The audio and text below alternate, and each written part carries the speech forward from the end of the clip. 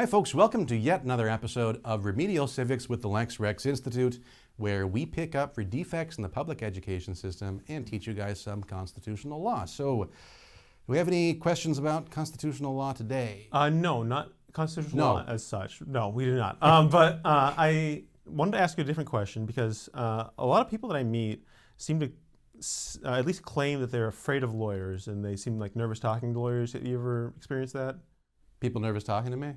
Oh, about lawyers and talking to lawyers? Oh, people hate lawyers. Yeah. Yeah, I mean, they all talk about Shakespeare's first thing we'll do, kill all the lawyers. That's true. Forget that it was like his stupid radical character that said it. Yeah, it's not supposed you're not supposed to like agree with that. Yeah, what's going on? Anyway. we should do that one. I kind of want to do that one right now. Okay. Let's do that one? Yeah. Okay. Look at these 3 words written larger than the rest, with a special pride never written before or since. Tall words proudly saying, "We the people." So the famous quote, often misquoted, or at least quoted out of context, right? Yeah. As "kill all the lawyers." First, let's kill all the lawyers. The actual quote is the first thing we'll do. Let's kill all the lawyers. I think is the exact quote. Yeah. Why is it the first thing they'll do? Because they're overthrowing the government. Because they're overthrowing the government. Yeah. Yeah. And actually, I think we have the context. Yeah. Somebody kept trying to hand me a piece of paper a second ago. I assume that's what it is. I sure hope so. But yeah, so these are the characters involved. There's Cade, Dick, and then All, which I assume is Dick and Cade. Or at least more than one person. Yeah, or Al misspelled, but I think it's supposed to be all of them. It's all. Yeah, and they're discussing a revolution here. So let's talk about what kind of characters these people are. So Cade, actually, before I looked this up again, I thought Cade actually was Falstaff. Yeah, we had to look it up like 3 times because we wouldn't believe that it wasn't Falstaff. Right. It is not, in fact, Falstaff. Yeah, but Falstaff very famously is a Shakespearean comedic character. Yeah. His comedic characters are written to be someone that his lowest common denominator audience would recognize as an idiot. Yeah, over the top. Bad ideas. Yeah, when George Lucas wrote The Phantom Menace, he was really sort of writing in the style of Shakespeare when he created Jar Jar Binks. Yeah, that's actually fair. Jar Jar Binks is less opinionated than most Shakespeare comic characters are. Yeah, and he's not. The joke with Jar Jar, unlike most of the time with Falstaff, from what I remember, the joke isn't that he's trying to look like he's smart when he obviously can't. Yeah, well, and a lot of it with Falstaff too, or characters like Falstaff, is they'll say things that we may be inclined to think, but that are obviously wrong. Yeah. Things like, if it were in a modern context, well, why don't we just raise the minimum wage to $500 an hour? Then nobody will be poor. Right. Or like, why don't we just give everybody free college? Right. Or, things of that nature. Yeah. Or global warming's the greatest foreign policy threat. Who knows? Anyway, so here's the quotation in context. Cade says, I'll read Cade, you can read Dick. Oh dear. "Be brave then, for your captain is brave and vows reformation. There shall be in England 7 halfpenny loaves sold for a penny.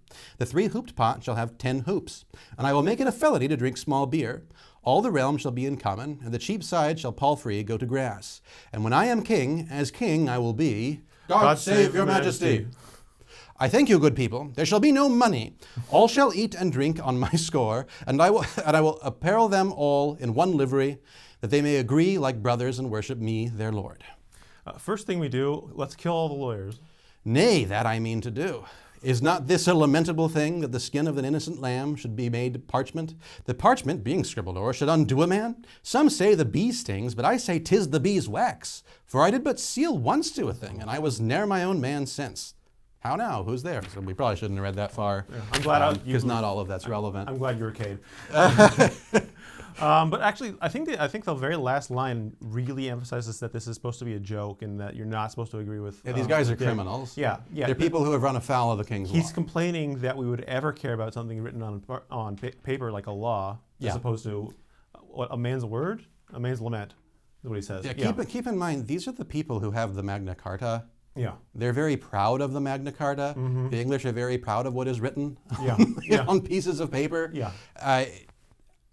The English were very proud of their legal traditions. Right. And we all sort of have sentiments of, well, we'll be better off if I ran the government. Sure. Right? Like everybody says that. Right, that's the joke here. Yeah. But we know that's not in fact true. We know that we stood at the apex of a a civilization that has worked for many centuries to get what we have today, and that was true in Shakespeare's day. Right. They would have been very proud of their system of English law. But I mean, this is clearly not a position Shakespeare is advocating for. Well, let's just, we don't even have to go as far as the culture. Who is reigning currently?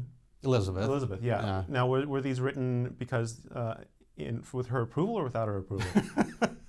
Yeah, very, very famously a patron simple. of Shakespeare. It's that simple, yeah. And also, like Shakespeare, I think it's well known that Shakespeare wasn't allowed to have any scenes where a king dies, which is why a king has to go off set and then declared that he was murdered in, like, I think Henry the Fourth Part 1. Yeah, one of them. I can't get Sure, but yeah, you get my point.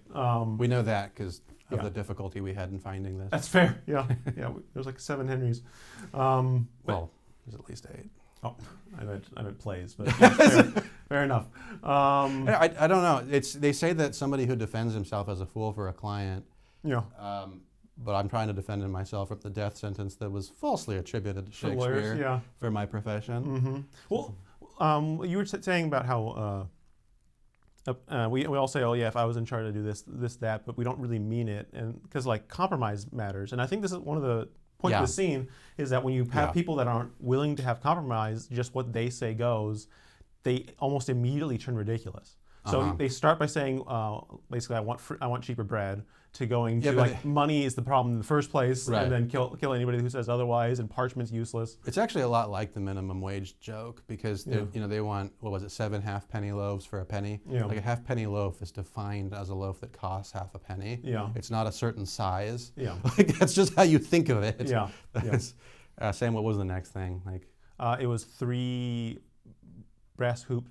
For 10 hooped. Have 10 hoops, which is not useful. Well, and it would be a 10 hooped. It's just the same thing. Right. It's definitionally that. Right. Which a lot of times is the kind of thing people complain. When they say things like everybody ought to have free college. Like you make those comments because you have fundamental misunderstandings about like the definitions of words. Like somebody's got to teach college. It's not ever going to be free because you're going to pay them unless you've enslaved them. In which case you're going to pay the people that are keeping them there. Right. So you're still going to pay. It's never going to be free. Slavery. So the economics of slavery is actually pretty absurd. But anyway. Slavery is very rarely economically profitable. Right. It's. We don't need to get into that. No, we don't. Back to the actual subject, though. It's also evil. I don't want to imply that it's just not lucrative. Useless and silly. Absurd. But so people still like the quote. Why do they like the quote so much, do you think? Because they don't like lawyers. Why does no one like lawyers? I mean, I don't like most lawyers I deal with. Why do most people not like lawyers? I have a reason. I can give my cynical reason, and I can give my less cynical reason. Less cynical reason. The less cynical reason. Because most people, when at whatever point in their life they became involved with lawyers, didn't like it. If you have to hire a lawyer, it's because something bad has happened to you. So even if your lawyer did a great job, you're not going to really love your lawyer. Right. You're just not. And then everybody else in that case is getting sued by your lawyer and harassed by him. So that's probably the less cynical one. The more cynical one is I think people don't like to be held accountable. Like the reason people always say like, oh, you're acting like a lawyer in a critical way is generally when I say, no, earlier you said X, Y, Z, and I'm holding you to it. Like it's that's the kind of thing that gets me accused of acting like a lawyer. I don't think it's as far as but personally, I don't think it's as far as they don't like being held accountable. It's if you're being held accountable in a way that you don't understand because you don't yourself know the law and you weren't taught it, hence needing things like remedial civics, it's actually terrifying because you don't know how far they're able to go. It's actually a really good point. Yeah, it feels like tyranny when it isn't because you yourself don't understand it. That's a really good point. Yeah, because that's the other time I do get accused of acting like a lawyer is when people think I'm trying to like trick them into giving a bad answer. Like I'll be asking questions and they'll say, well, you're trying to trap me. So, how could I possibly trap you with questions? Right. Because they don't understand. But it would feel like a trap if you didn't know the significance of the things that you were saying. Right. You didn't know how they were going to reflect on other things that you said later. Right, exactly. Yeah, which is, again, a problem with the fact that we've made the law so doggone arcane in this country. Yeah. We don't teach it to people in schools, right? So that's kind of the purpose of these videos. Yeah. that really is our purpose as an organization. I should have jumped straight to that one. That was No, it's a good, it's way good to better answer. wrap up, actually. That's why it's your question, because you knew the answer. Yeah, I tricked you. But that's... Yeah. Yeah, you don't have to be afraid of lawyers if lawyering is just a skill and not like some kind of hieratic magic. Magical priesthood of the Egyptians, Right. Exactly, Yeah, so we want to teach you so you know your legal rights. You don't need to ever have the skill of being a lawyer. It's pointless and useless for you. But knowing our laws and how they work, very useful to you. Yeah, so in conclusion, Shakespeare likes LRI. That's a good one. Yeah. So, endorsed by Shakespeare. We can probably put that because he's dead and his estate probably can't sue us for defamation. So, anyway, good night, folks. Have a good one.